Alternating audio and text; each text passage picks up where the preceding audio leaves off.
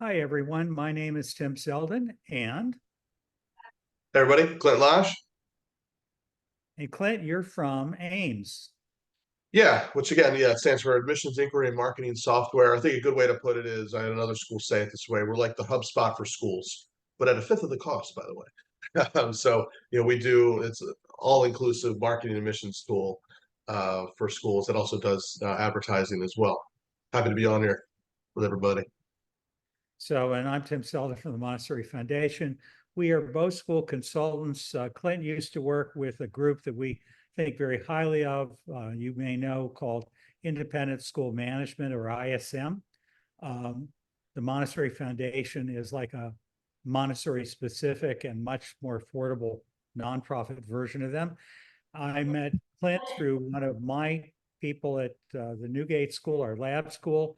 Was very impressed with what he was doing. And having worked with lots of people who support schools in marketing admissions, I appreciated both Clint's wisdom and, frankly, the cost effectiveness of his service. And so between those two and the fact that he was interested in doing this together, I thought this would make a great new weekly webcast. So again, these are intended to be not webinars, but rather a conversation. So I use the term webcast, and any of you can jump in at any time. We do always have a topic, and Clint, I think you're going to introduce this week's topic and get the conversation started, right? Yeah, let's do it. Share. So you should all be seeing my screen right now. So yeah, it's kind of two topics today. We're going to talk about social media and Instagram, but that might not take too long. And then a carryover topic from last week, which we didn't get to, which was mastering your funnel, looking at your funnel data. Because if the conversation, right, that I always have, that I'm sure Tim always has as well, it's okay, how do we fill more seats? What should we do? Should we advertise more? Should we pay for niche.com? Should we do all these different things? And not that any one of them can work, but when identifying what's the best way to spend our time, money, resources, looking at your funnel is a great first step, and that can really pinpoint where you should focus your efforts. And then we'll get into Instagram. I found this really interesting, so we'll get into that as well. So that's what we'll do. We'll talk about some funnel data, how to fix your funnel. So depending upon, maybe as you're looking at your funnel, everybody might have data telling them different things. So if you see one thing, okay, what does that mean? What should we do? So we'll talk about some recommendations, and like I said, we'll get into Instagram. And then we have a lot of topics that we're gonna plan on getting putting together each week, but we'd always love to hear from you. Hey, what's top of your mind? What would you love to see us talk about in these sessions? So last quick reminder, just as if obviously everybody that's registered here, you just have to register once, and then this will be on your calendar, and you can join us every single Tuesday, so you don't have to keep registering. Just wanted to be clear about that. I had a couple questions about that. All right, let's dive in. That's not it. That's Ames. I want to start off with this. Let's do a little exercise. Let's do a little exercise. So this is the inside of Ames, but I wanted to use this as an example for today. So we're talking about looking at funnel data, right? And what we have here, what I want to draw your attention to here, is this section with the funnel: lead, open house, tour, inquiry, application. So pretty standard funnel stages. I'm going to ask an open-ended question. Love for anybody to raise their hand, shout out, put in the chat, whatever's easiest. Does anything jump out at you in terms of, as you look at your data from stage to stage, is there anything that's jumping out, good, bad, whatever? And by the way, I would recommend, I'll give a quick tip. You're going to want to look at this column here where it says next step conversion. What that means is this is the conversion rate from one stage to the next, right? So to go from tour to inquiry, inquiry to application. And that's where I want to start our conversations, looking at conversion rates. That's really when we talk about looking at funnel data, that's what we're looking at. So I'm going to leave this here. Take a look at it. Does anything jump out at anyone as you look at those stages and the conversion rates from stage to stage. Thank you. This probably needs to charge, but it's hooked up to my hotspot. Thank you so much. Amazing. Enjoy. Thank you. No one will be able to know, but so is the internet. There we go. Robin was talking, so I just muted you, Robin. You can always unmute. So again, we understand that you may be in the middle of your office. There's kids all around. People are coming in and asking you questions. Perfectly normal. So, Clint, one thing before you go any further that I'd like to suggest, I'm not sure if everyone knows what a funnel is, and I'm going to offer my 2 cents. Yeah. Funnel is a term that's used in marketing a lot, but in private schools, unless you're used to using software like this, it may feel cold and impersonal. The idea is that I don't care how people get to you, something happens. The phone rings, they walk into the office, they click on some kind of thing on your website, contact us, book a tour, whatever. It could be you're paying for advertising. It might be that you're not. One of the things that we would recommend from the Montessori Foundation is you have some kind of tool to create a way of tracking everyone who comes in contact with your school. And ideally, this happens not only during the initial phase when they're first interested, but down through the years. Ideally, you'd like to have a track record of the interactions with them. Now, it may be that you leave this behind and only use it when you're trying to sell them something like re-enrollment or enrollment to camp or something else. And it could be you have a totally different tool. But you want to have a record of how families interact with your schools. And what Clint is showing you, the funnel, are the various steps that are involved with that. And this data that is on his screen is an example of how data is coming into a particular hypothetical school. Hope that helps. Thanks, Tim. Yeah. And so, and only piggyback on that. Maybe we'll just do a quick type in the chat. Type in a 1 if you're using something. It doesn't have to be even a software platform. If you're tracking your funnel stages, funnel data, type in a 2, if you don't have something that automatically tracks for you.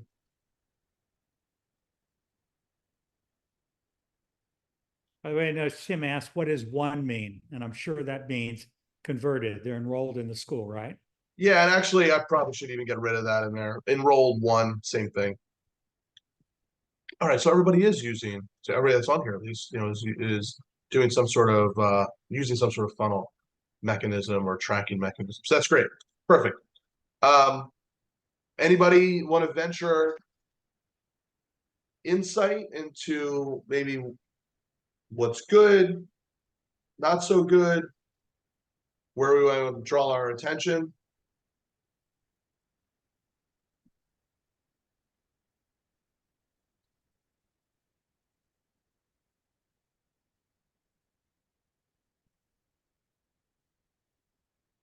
What Clint is asking is, do you notice something about this sample data that would lead you to think, we ought to take a look at something?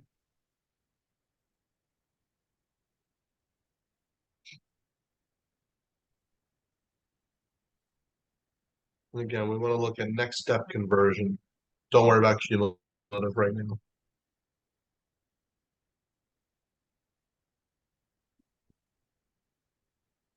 Well, Clint, what I noticed is you're getting a fair number of people. So as you're looking, let me talk in kind of high level about this. Now, NAIS came out. Well, go ahead, Tim. Did I break up? No, you didn't. Okay. NAIS has benchmark data. Now, it's encompassing all schools, right? Ideally, one of the things I was going to get to is you want to do this for your own school, measure your funnel data versus your own school over like a 5-year period. But NAIS has some data that they put out each year, and they have recommended conversion percentages from stage to stage. funnily enough, those percentages hover in the mid 40%, right? So if you get an inquiry, what's your inquiry to application percentage? You know, it could be anywhere from like 40 to 50% is good. And then application to enrolled, you know, something around the 40 to 50% is good. Again, every school is different. You want to look at your own data. But with that being said, I'll throw it back one more time and then maybe we'll have to spill the beans and jump in. But last guesses as to, as we're looking at funnel data, where might you want to focus your attention? If the goal is, hey, how do we get more families, fill more seats with ideal families?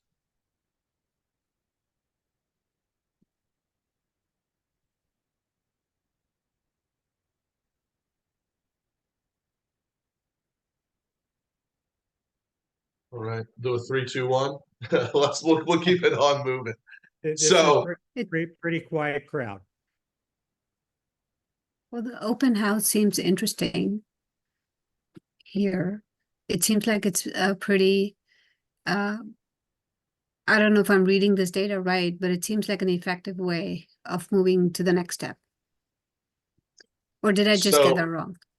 Yeah, and you know, this is some sample data, so lead to open house doesn't make a whole lot of sense. So maybe I should have mentioned that. But it does look like, right, they're getting a lot. Open house is the primary driver of bringing in prospective families. Right. Yep.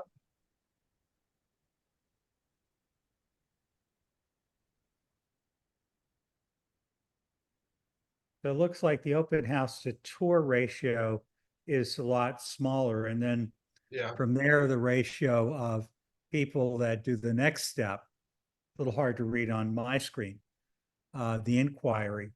Yeah, if I need to So zoom what, in. what does inquiry mean to you, Clint? That, you know, that official inquiry form. Everybody has a little bit different of a definition. Sometimes people think that a tour is an inquiry. That's fine. But it's that official fill out our fax or Blackbaud or whatever inquiry form. And so yeah, so go ahead. Clint, I would imagine that people listening might be a little confused by this because you've got the first thing is lead.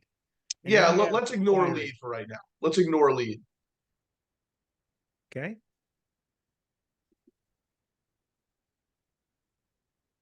So let's dive into it though.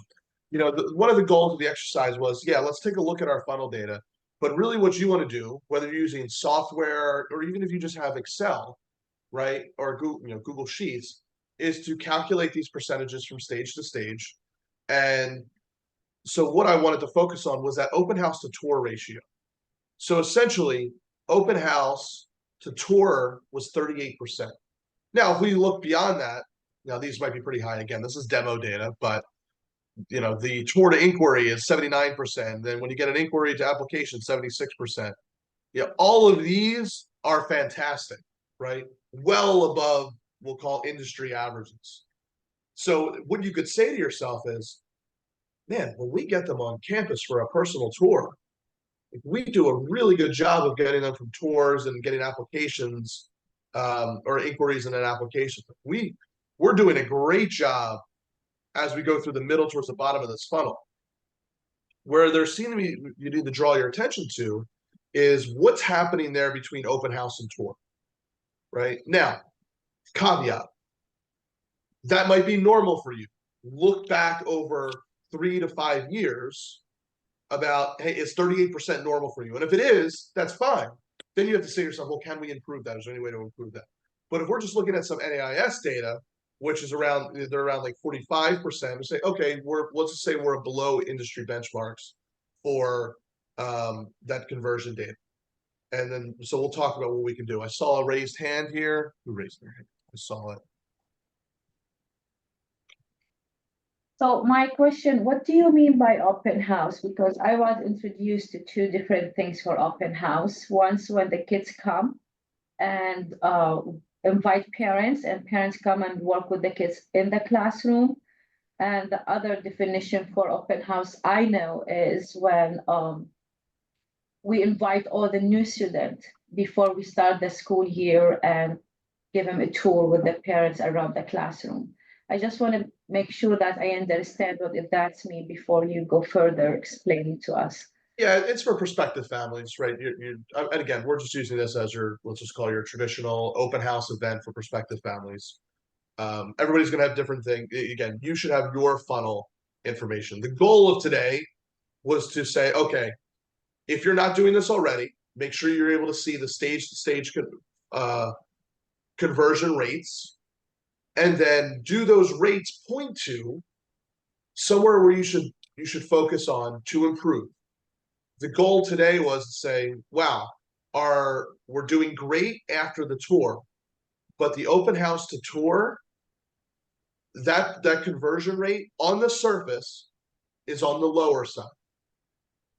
And so to that end, as you know, Tim and I talk with a lot of schools, right? And a lot of schools usually come in with, I got some seats to fill, right? And I want to fill them with the ideal families, those perfect match families. What should I do? Right? Should we run ads? Should we spend more money on ads? Should we invest in search engine optimization? Should we pay for that billboard? Like, what should we do? And what I would say is, not that it's a mistake per se to just say, well, let's run more ads to get more people to the open house.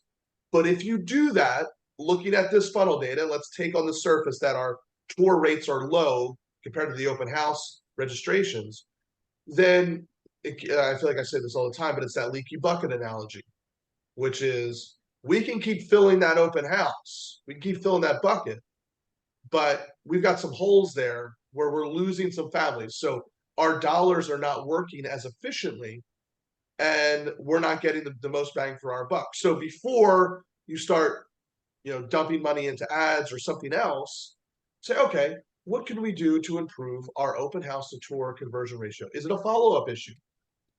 Is it a personal follow-up? Do we need to have a long-term, what we like to call a nurture sequence of communications, maybe emails and texts that are sent to families after the open house to get them to schedule their tour? Is scheduling a tour easy? Right? Are you using tour scheduling software, or like a calendar, like one of the calendar software that we have? Now, not that solves all problems, but if we can reduce friction, that's always going to help. And I'll give a real life example. I was working with a school. They were running ads. They were doing information sessions. They were actually doing virtual information sessions every single month. And they ran ads to get people to their virtual information sessions because they were bringing in families from different locations. And they were getting people to the information session, but their information session to formal inquiry after that was their next stage, was about 25%. That was very low. And so as we were having a conversation about, well, do we try a different ad platform? Hey, we need more inquiries. We need to fill more seats. Do we try new ads, different ads, spend more money on ads? Then we said, let's hold up. What's going on here? Is the information session content not going well? Is it a follow-up issue? Right? And so those are the things to take a look at. And that's just one example. Now, if we looked at this and we said, imagine the tour percentage, instead of it being 38%, imagine that said 58%. That'd be pretty good in general, right? If we're just looking at surface numbers. And then let's keep all the other numbers the same. 58% conversion, 79% to the inquiry, and all those numbers. Then what would we want to do? If you said our goal is we want to fill more seats, all of these numbers look great. Open house to tour, tour to inquiry, inquiry application, they all look great. What's our solution then in terms of filling more seats? Who wants to venture a guess?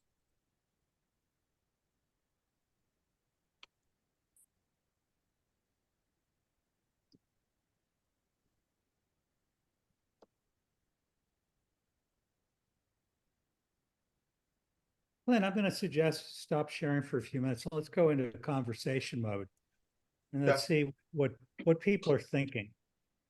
Hello, Renee. How are you? Hi, Tim. How are you? I'm good. So I think one of the things we all want to be asking ourselves is, why are we here?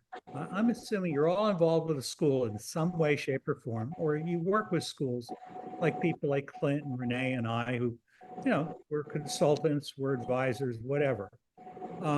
you're here because something about this topic interests you. And we'd love to know, what are the issues that you're dealing with? Are you dating the wrong people? Are they coming in and breaking your heart, aggravating your teachers, making your board crazy? Are you sitting with empty spots and you've got a budget that isn't balanced? I mean, what can we do to help you? Eric, I think you've got you're unmuted and something's causing some noise in the background. Thanks. Somebody, yeah. Again, please, anyone feel, the goal is to get a conversation. So Tim, I'll take a push at it. So why am I here? I work with a bunch of schools and I'm always looking for ideas or things other people are doing, because I think everybody wants their enrollment to be stronger. I could make a general statement like that. I think it's true. Mhm, And yeah. whether it's for this year or for next year, and just like coming out of when we were in the pandemic, learning that people were doing virtual open houses. And I love that Clint talked about the virtual info sessions, because I just think the world is so busy now. I want them at my open house and want to do a tour, but if a virtual info session starts to whet the appetite, that then they will come. So I'm interested in ideas and innovations of what people are doing. One of the things that comes to my mind is the building of the funnel, because Clint's Yeah. done this for many years with all kinds of schools, big ones, small ones. And your funnel and my funnel may look different in terms of what works for you. You may see families who inquire, whether they walk in the front door and say, can I get a tour? Or they call, or they send an email, or they fill out a form or schedule a tour. And do you see them one-on-one, or do you see them in a regular weekly time that you set aside? Or do you do big open houses where you try to get all your teachers there and you open the whole campus up and the world is invited in to get a sense, and they usually come with their kids? But the steps along the way, whatever those steps are, need to be really carefully planned out. And you want a really good way of tracking what's happening. How many people are entering the funnel, and are they going from step to step, and what's working and what's not, and what can be improved. The other thing, Renee, that you and I talk about a lot in our work on parenting partnerships is how do we get the right people in the school, and how do we help our teachers to appreciate that we're not making their lives harder by taking in more kids, that's what pays the bills, and finding families who really will appreciate our school and feel like they're lucky to have found us, and will ask, what can I do to help, instead of, should I stay for one more month or come back next year? Those are all part of what good marketing is all about. Recruit and retain your ideal enrollment, finding the perfect match. That's our theory. And the usual pushback that I hear from schools, whether it's a Burgundy Farms or a Barry Day or a Sidwell Friends, is either we've got more applicants than we can deal with, and our problem is figuring out who to admit. And I would still say you want the perfect match. You want parents who, in this litigious day and age, are not going to make your life miserable. And that includes, is a student going to blossom here?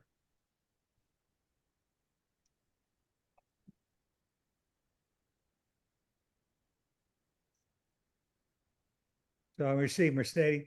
What does one mean in the previous thing, as Mercedes asked, which is one means they enrolled. And again, if you're and I working, think I replied incorrectly. Erica, I might have replied to you directly, and I was supposed to reply to Mercedes. I apologize. And I should actually fix that. One and enrolled should just be the same. There was just a demo funnel that I was putting together, and I think it was in there by default. I'll just remove that. May I add something? please. I really liked what you just said about finding that perfect match, because it really is about finding that child who can thrive at our school, and also finding parents that see the value of what we have to offer. Right. And sometimes, teachers, their experiences, the support structures that we have in place, that plays a role too, because we would like to be a school that can help each and every child reach and exceed their potential. But we have certain limitations too. We're trying our very best. So I guess that's been our struggle. We have tours that are popular. We do small groups, a couple families at a time. We invite the child. We pretty much leave that up to the parent to see if they would want to bring their child. So we're respecting their wishes. We're a really small school. We are an old building, and sometimes I think that presents a certain image, I guess, just because we're in an old building. Yeah. But those some of our challenges. I'm pleased to say that most of our students are here because of parent referral. They speak highly of us, and so a large percentage of our new students come through that route. But what can we do? These are difficult times. We're trying to survive like many other schools are. And I'm not sure what we can do to make sure that we can bring in more families than we have, and the right kind of families. So any advice you have in that regard would be very helpful. Sure. Kind of what you're talking about is the 3 steps. First is make the phone ring or get an inquiry. And ideally, it would be someone who's not wasting your time. That's the finding the perfect match. Then the second is get them engaged in some serious way, which normally means getting them on campus and beginning the dance to see if they're going to apply. And ideally, what you're doing in that second stage is qualifying them, and they're qualifying themselves. Do they think that you're a good match for them? And do you think they're a good match for you? So you don't spend a lot of time only saying, no, I don't think so, to a high percentage of the people who contact. And then finally, because these parents are being wooed by multiple schools, including the government schools that are free, how do you somehow develop a relationship with them that leads them, if they are a good fit for you and you for them, what leads them to actually want to consummate it, to turn an idle thought about maybe into application and enrollment? Because just applying, being on a waiting list doesn't mean much. You really want them to want to be in your school and to be prepared to do whatever it's going to take from their end to make that relationship happen.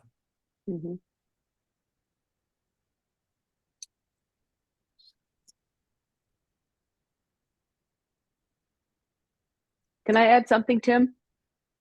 Yeah, just jump in. Yeah. Okay. So one of the schools that I work with, it's a small Montessori school and really working hard to try to grow the elementary program.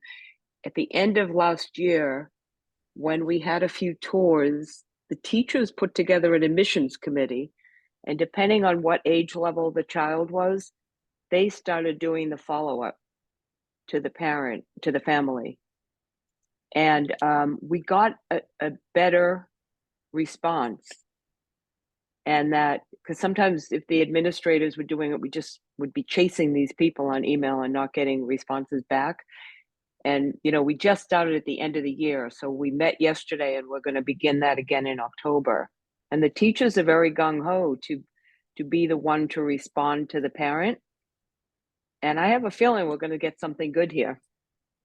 And they're willing to have a conversation with the parent as well. So, you can't have one teacher doing it all because it's a time factor, but they're all working on how they're going to share this and put a new effort in.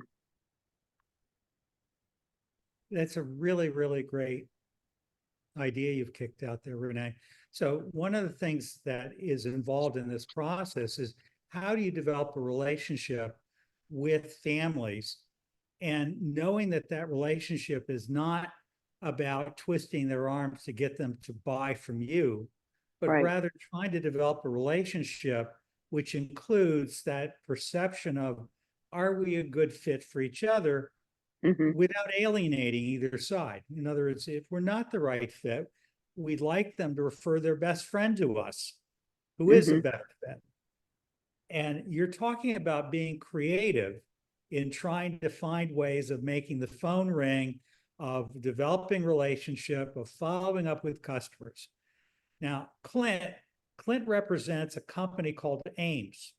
I represent a nonprofit called the Foundation, which you're connected to as well. One of the things I really appreciate about Ames and HubSpot and Infusionsoft and anyone that's got that kind of software is it makes it much easier to see the data. And I think what Clint's trying to do with us today is help us to really understand how to look at the data, because a lot of us, we have the software and we're not really doing that much with the software because we don't really understand it necessarily. And one of the things you're pointing out, Renee, is the idea of getting a group of people together and kicking around ideas of what could we do? What are you interested in doing? And seeing if it works. And the way you can tell it works is to track the data. Exactly. So for example, do you have a nice printed brochure? Do you have a digital brochure? Or are most people coming to you from Facebook ads or from referrals or from you giving speeches at Mothers Helping Mothers or, the La Leche League or, school fairs, whatever you do, how can you tell where your leads are coming from and what's working that's leading them down the path to the final decision on both sides of, are we a good match for each other? Tim, I want to share my screen real quick, just to support this conversation that we're having. I just whipped this up real quick. Let's see. Hopefully it's not too confusing. So what I would recommend doing, right, and just to break this funnel concept down, right? So you have your funnel. Everybody's a little bit different, but open house to the camp, personal tour, inquiry, application, enroll. I know there's stages in between there. But again, what we can say is, using our example that we had before, if you have that data that says, we need to improve our open house to tour conversion rate. So if that conversion rate is low, how do you improve that? Do you need a better open house experience? That's just something to take a look at. Do you need better follow-up, more personal follow-up? Not just emails and texts. What about just picking up the phone? How many phone calls are you making?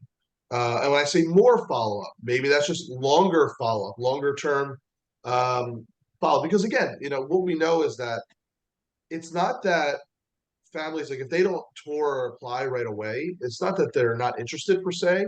They just may not be ready, right? They might be 6 months away, 8 months away.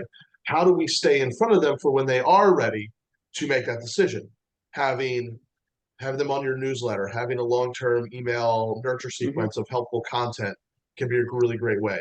Do you make the tour process really easy? Could you get some calendar software if you're not using that already to make that really easy? So just thinking about things that can boost that conversion rate, because then any effort you make to get more eyeballs, to get more people on campus, it's going to be magnified by having those higher conversion rates. And we could do the same thing for, maybe that's great. Open house tours are great, but maybe your inquiry applications are low. All right. Maybe you need to make a more memorable experience during the way, more personal. And I'll give an example. There was the admissions director. He was at one of my workshops. He was at a school in Florida, an all boys school in Florida. And whenever they would have their campus tour, he would leave them with a like, I guess you would call it like a video card, where you open up the card. So almost like the size of a business card, maybe like a postcard. You open it up, and it was really well done videos, 3 videos about the school, and it cost like $10 to make. And he said, the boys would leave, they would go back to their other schools, show their friends. They said the investment in those video cards was tremendous. They saw their conversion rate skyrocket by just having that, because nobody else is really doing that, right? Not many people are using something like that when you leave a tour, to leave something that's memorable, that's different, that can, again, help just elevate above the competition and just, again, make you really memorable, in their minds as they're making those decisions, right? So, and then again, as you look at that data, you look at your data like, yeah, we're pretty good, right? We get them on campus, we're doing great. Then your goal is, hey, if everything is great, now let's just fill that funnel with as much traffic as possible, investing in advertising, investing in things that can get more eyeballs on the website, get more people on campus. So just rules of thumb, from what I've seen work really well from working with so many schools on their marketing and admissions. And but this is a good exercise to go through if you're able to get your own funnel data. I would say go back 3 to 5 years and then compare those percentages. And then if you see a percentage is off, like, why? Why is that the case? Yep. Glenn, you just threw out a really interesting concept with this boys' school. And I'm wondering if you could clarify what you mean by a video card. Let's see. This should be interesting if I type in video card. Video cards, no. Used to be people would give USBs and there would be 3 videos or a video on the drive. Video card.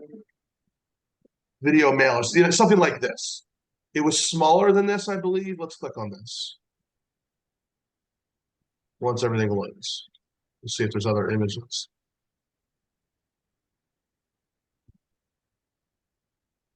Something like this. Like a video, they call them a video mailer. Wasn't exactly like this.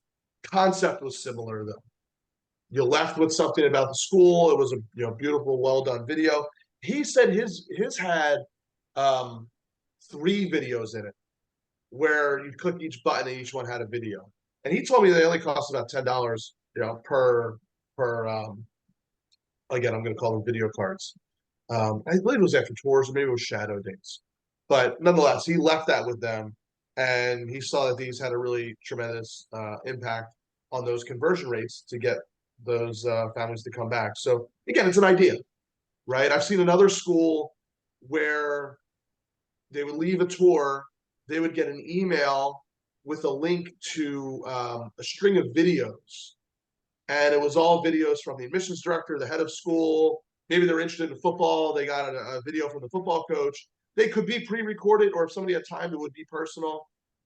So I've seen that used, and that was another really great idea. So again, those are just ideas, but those are the ideas that you might want to have discussions about if we're going to talk specifically about, hey, we need to be doing something on our tours to improve that conversion rate to get people to the next stage. So things like that.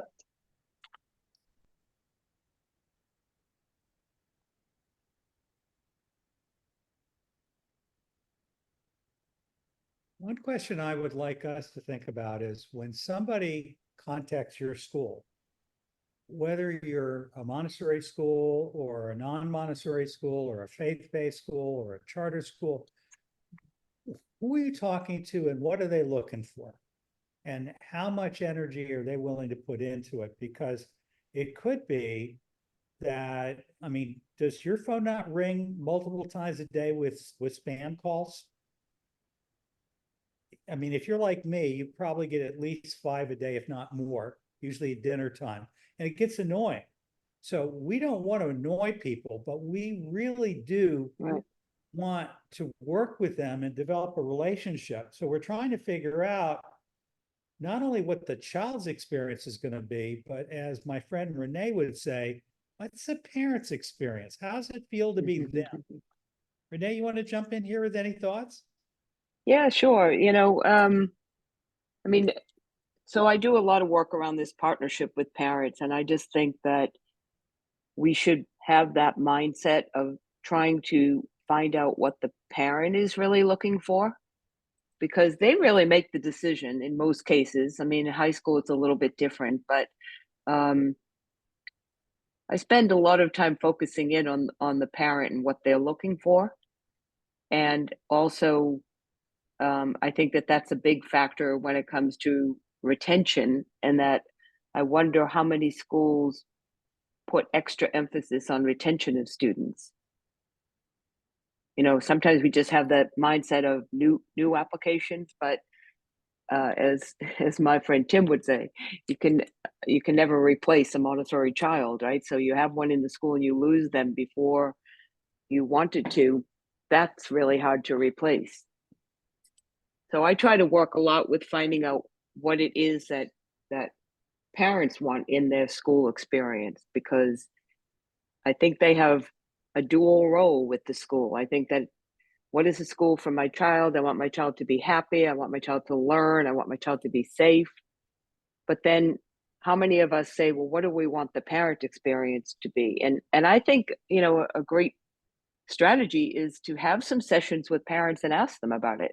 What else would they like to see happen for them? Because I don't know what the ages of the schools all of you represent, but I have found parents of toddlers being just as, or parents of like 11th grade girls being just as worried as parents of toddlers. So, you know, and I ran a high school for a couple of years, and I said to them, well, what could we be doing here? And someone said, why don't you have a parent coffee one morning a week for parents to just chime in and come in and talk? And it was one of the biggest successful things I've ever done. Thursday mornings at 10 o'clock, and this was grades 9 to 12. And the parents came in, and I didn't really have an agenda. I kind of had one in my back pocket, but I wanted to get them talking to each other. And we've done it with the toddler parents as well. And that, I just think building that community and that sense of belonging amongst parents supports retention, but it also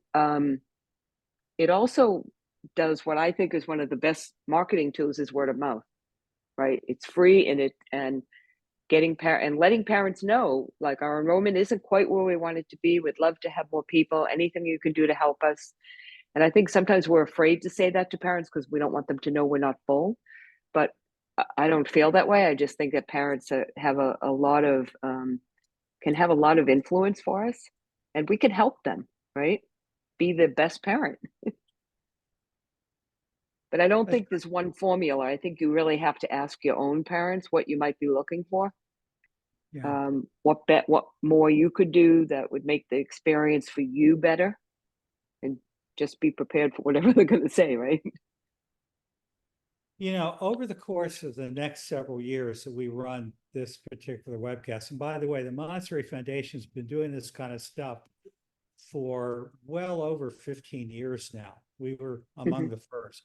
So our intention is to keep collaborating with Clint, people like him, to develop more and more until eventually we have this channel. And while we work with Montessori schools, I come from a background in Washington, D.C. of private schools. And so Renee does too, Clint does too. We're all part of the school of choice world. And we know what it feels like to be worried about, you know, are we filling those seats? Are we going to hit our target? Are we bringing in parents who are going to drag 20 other parents out because they're unhappy with us? We all walk that razor's edge between teachers who want us to unconditionally support them when a parent's aggravated with them, and our need to really build up an emotional bank account with all sides so that we can help them to hear each other and to trust each other and communicate and walk away from every courageous conversation a little bit more bonded to the school, hopefully, instead of leaving in aggravation. We all have wisdom here. And what I appreciate about you, Clint, is you're running one of the newest marketing agencies for private schools that I know of. I know of others, and I appreciate that you're affordable, much more affordable than anything else I've ever found. But secondly, you're not just selling software. You're not selling a canned set of solutions, and you're selling real, simple, practical advice on how to hone down your message. That's an ad agency. That's a marketing agency. And I really appreciate what you bring to this side of the partnership.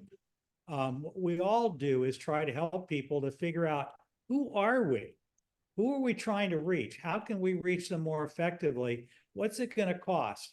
And by the way, I would argue that paid advertising is a good idea whether you're full or not, because your messages, whether they're paid or unpaid, are putting the word out there, not just that you need students. I mean, that might be one message it gives, but you're putting out there, what is it that we don't just exist.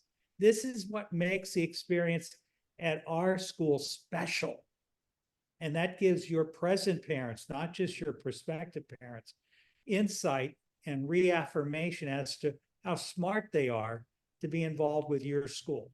So really good advertising does more than get initial sales. It resells the existing customer. That's right.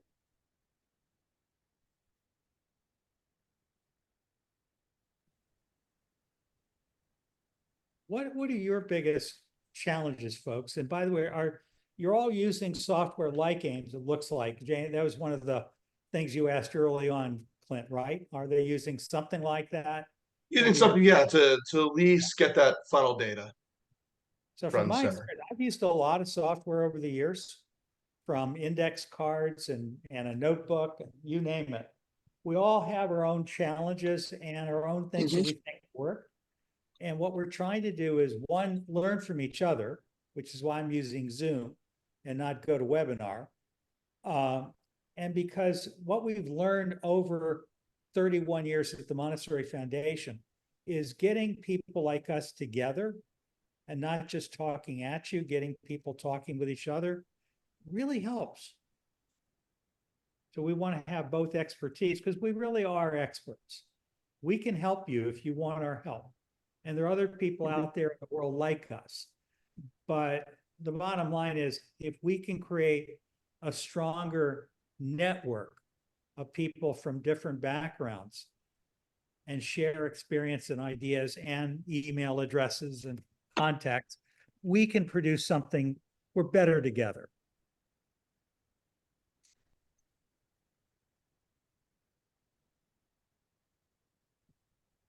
Does anybody else have any other questions or things you want to talk about with the funnel and analyzing the funnel data, and about how to use that to inform your decision making? I was going to, just because I promised to talk a little bit about social media, we're talking about marketing to families, right? And I wanted to highlight some things with social media. It won't take long, just a few minutes, just to bring everybody, make everybody aware about what's going on with Instagram these days. But before I do that, I certainly don't want to leave this topic hanging. If there are other questions or things we want to dive deeper on when looking at that funnel. Can I ask a quick question? Sure, please. You mentioned something called a long-term nurture sequence. If you can speak Yes. to that a little Yeah. bit. Yeah. Thank you. Yeah, great question. So I'll see if I don't have time. I was going to pull up. There's some interesting data that came from niche.com did a parent survey, and one of the questions that they had that it asked, which is, how long was your process for making an enrollment decision? And I believe the number was, and I wish I had the data right in front of me, but I think it was above 60% of families were more than 6 months away from making an enrollment decision. So if you know that, right, if we know that the majority aren't going to click the ad, go to the open house, schedule the tour, and enroll within about a 3-week period, right? We know that there's decision making going on, there's research going on, and it's going to take them at least 6 months. Many of them, I think there was like 30%, were over a year away. How do you stay in front of them, right? Imagine you had your open house today, and they come, and we know that the majority there are going to make their decision at some point over the next 6 months, 6 to 12 months. We can use something like a long-term nurture sequence where we use email marketing and text, but let's just say email marketing. And every week we send them something to stay top of mind. Now, what could that something be? Maybe you have a newsletter, add them into your newsletter, right? I like to deliver good, helpful, thought leadership style content. like if you have a blog, or this is always a good reason to, a good way to use your blog, right? I think when we start talking about blogs, by the way, we think about, let's write a blog, that helps with SEO and rankings. And I don't think about blogs that way. I mean, yes, that helps. I think about blogs as using your blog and distributing that content through email and getting people to read that way. So long-term nurture sequence, let's just say one a week, one email a week to prospective families that haven't moved forward. Even if they did move forward, still, if they're getting that, it can't hurt. They're just getting good, helpful content about the school, about helpful information, thought leadership style content, answering questions that they have. Hey, how do we choose between a public or a private school? Or how do you teach Montessori at home? Right? Things like that. So good, helpful content for the families.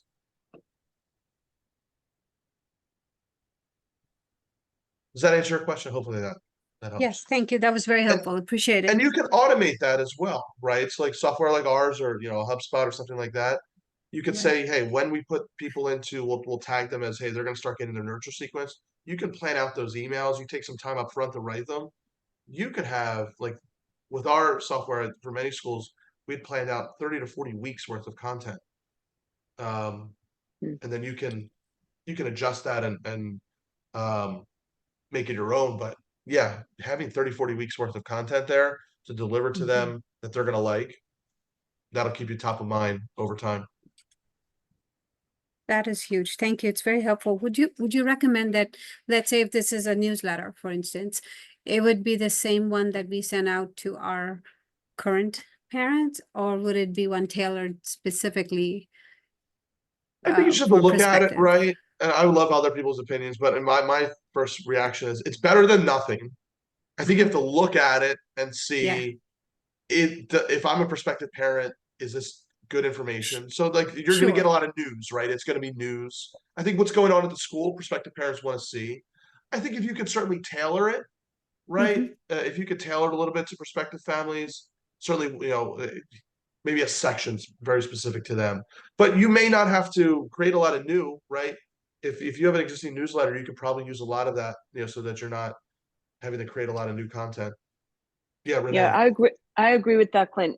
We used to, we did the monthly newsletters, and anytime we got new people in admissions, we added them to another mailing of the same newsletters, just so they could, and we told them in admissions, we're going to put you on the list. You can click out if you don't want to get them anymore, but to give them a feel of what the culture and community of the school is. And people liked that a lot, because they saw it as kind of, we asked them, what they liked and what they didn't, and they thought it was really transparent to show us what's going on in the class, while trusting us as just being somebody who's looking at the school. But it did have an opt-out at the end, so we wouldn't be annoying them. Yep. Yeah, it's great. And particularly for parents with young children, they have no idea what to expect, right? What it's really going to be like in a 3 to 6 classroom, so they get a feel of it.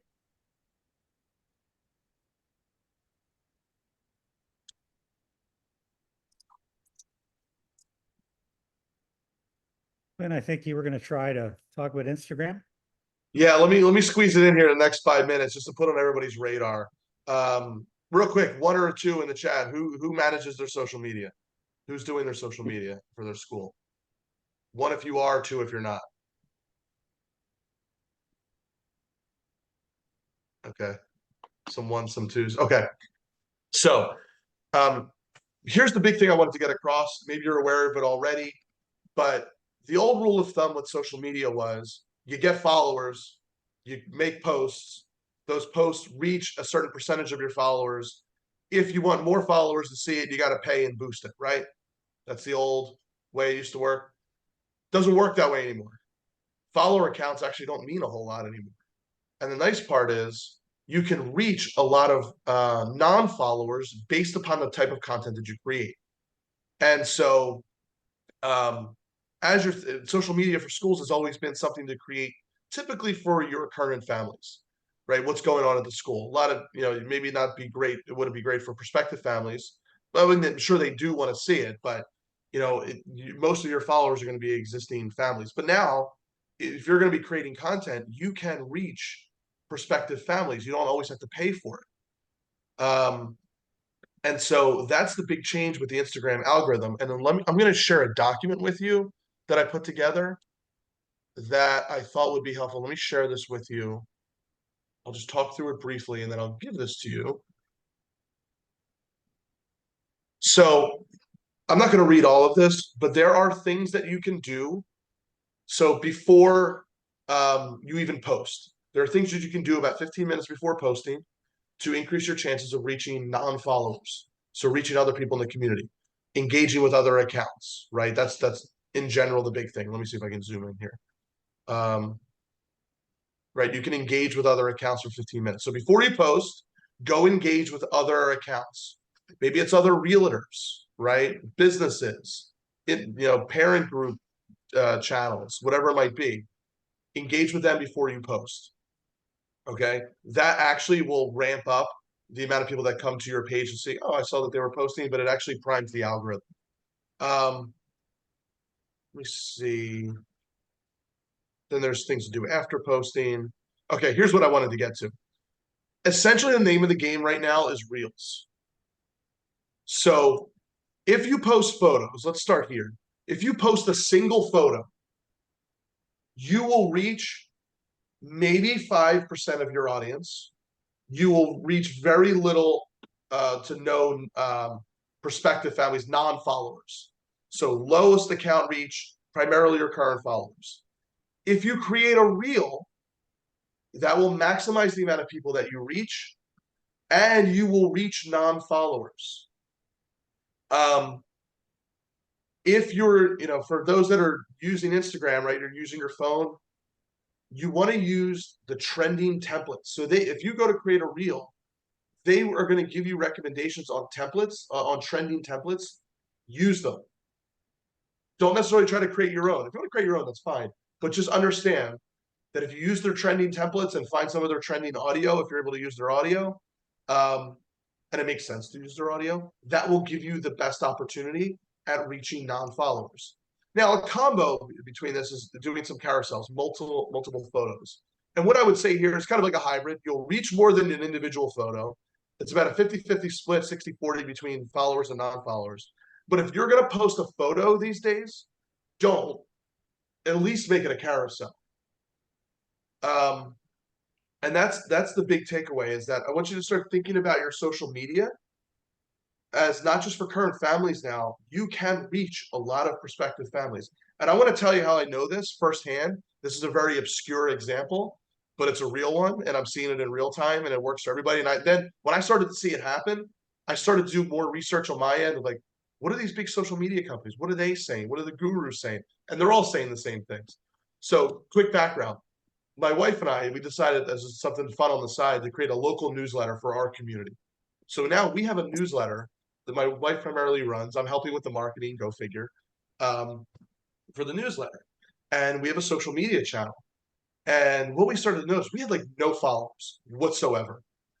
We made a reel of a local concert, an outdoor concert, and we reached over 1,000 accounts. We didn't have any followers, right? And then we started creating posts. Those posts did nothing. Then we started creating reels again, and the reels were reaching hundreds, if not thousands, of people. And we're like, huh, this is really interesting. Like, what's going on? So it's the whole discover feature. It's really how TikTok got really big. Instagram kind of stole that model.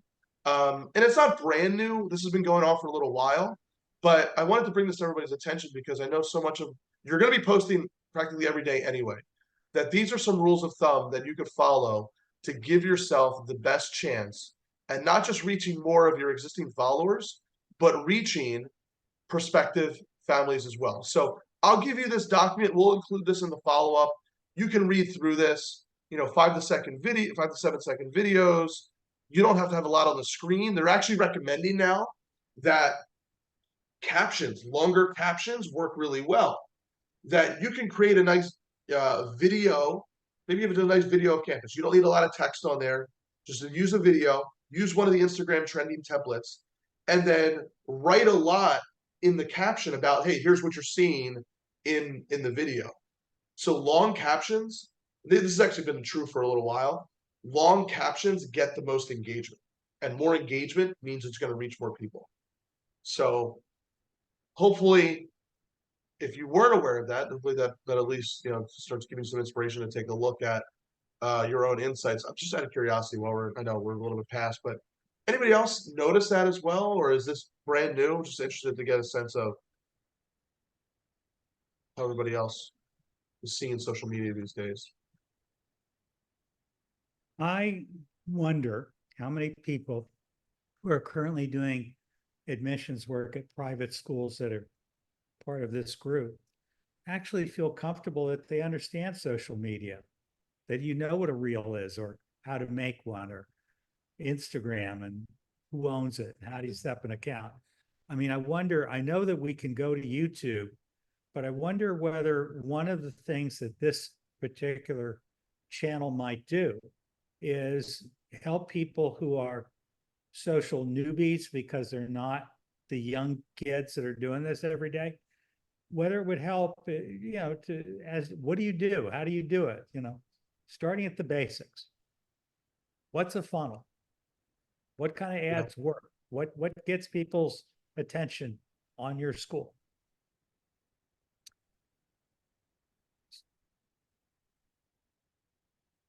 Not I seeing think it's a any. great point, Tim. I do think whether it's the next session or a session after that, having something on like more of like a how-to, right? Right. It's here's how to do this on Instagram.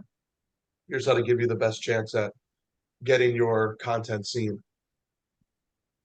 So for those of you who weren't here last week, we talked about how do you figure out who your ideal parent is and what gets their attention, and how do you find more people like that.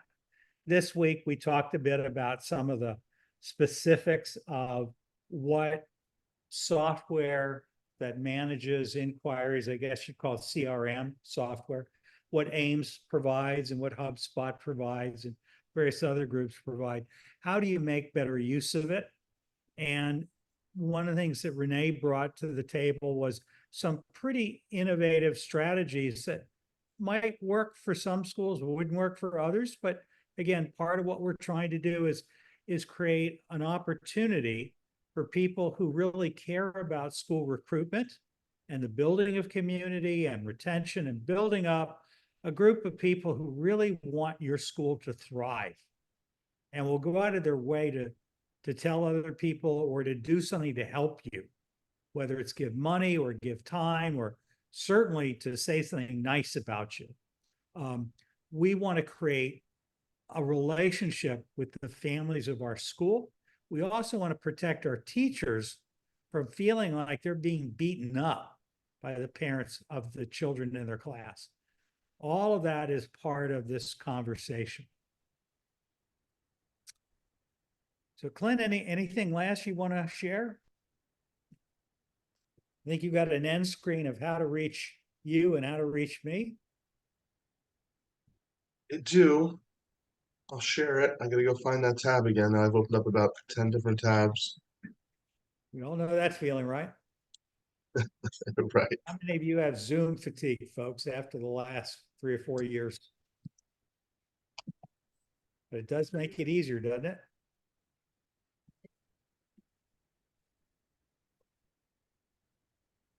For some And- reason, Tim, I'll share the website right now, and I'll include it in the follow-up. But at least, you know, on my end, again, if anybody wants to check out the software, you know, that we're talking about, you know, how to get that funnel data, and again, it's all-inclusive marketing software. You can always come here to getames.co/demo, book a demo. We'll walk you through the entire platform, which is, you know, I think it'll save you a lot of time, save a lot of money, but also helps remove the guesswork in terms of, hey, what should we focus on with our marketing, our admissions, makes your advertising a whole lot easier. So you can always come here. And then Tim, so yeah, getames.co/demo. I can put that in the chat for anybody that's interested. Put this in there. And then Tim, you know, on your end, Where can folks go? If they want to learn more about consulting Montessori.org. and how you can help. Yeah, and basically, people ask me all the time, why would any school spend money on a consultant? And the answer is pretty simple. Either you've got a problem you're trying to solve and you need it solved and you don't have the experience or expertise, or you feel like you need that extra push, or you need some kind of skill and you can't afford to have someone working for you full time, but hiring somebody by the hour, by the day, or by the project really makes all the difference. So some of you I've worked with for many years. Some of you have helped create new schools. Bottom line is we're a nonprofit consulting agency, and we like developing relationships. My family's been doing this since literally 1932. So we're going on a long time. Since we started doing this work, and more than 90 years. And while I wasn't there for the whole time, I grew up as the son of a headmistress of a big school in Washington, D.C., and really care about every school, whether it's, again, parochial or faith-based or charter school or, progressive school, a Montessori school, whatever it is you're doing. We appreciate what it takes to make this work. We're here to help. So I'd say that's it for us for this week. And we will let you know what our topic's going to be next week, but it might be, social media for dummies, because I'm not sure that there aren't other people like me who really don't know how this works. And we may not want to do it for our school. I mean, you may be ahead of school. And if you are, you're incredibly busy. But how do you get the job done? That's the question. How do you get it done when you don't have enough money to pay enough people to do everything for you? How do you get the job done? And what's good enough? We'll never do it perfectly. What's good enough that we feel like we're making headway? Anyway, all of us have been in the trenches there with you. We know what it feels like. And we appreciate you. We're glad you're here. We appreciate when you turn on your screen and we can see your face and see your reactions, and when you open up and you talk with us. Because again, it's intended to develop a relationship. So we'll see you next week. All right, everybody. Thanks for joining us. See you next week. Take care. Thank you. Take Bye, care. everyone. We'll send you the recording and the summary and the transcript next week, and hopefully it'll be helpful.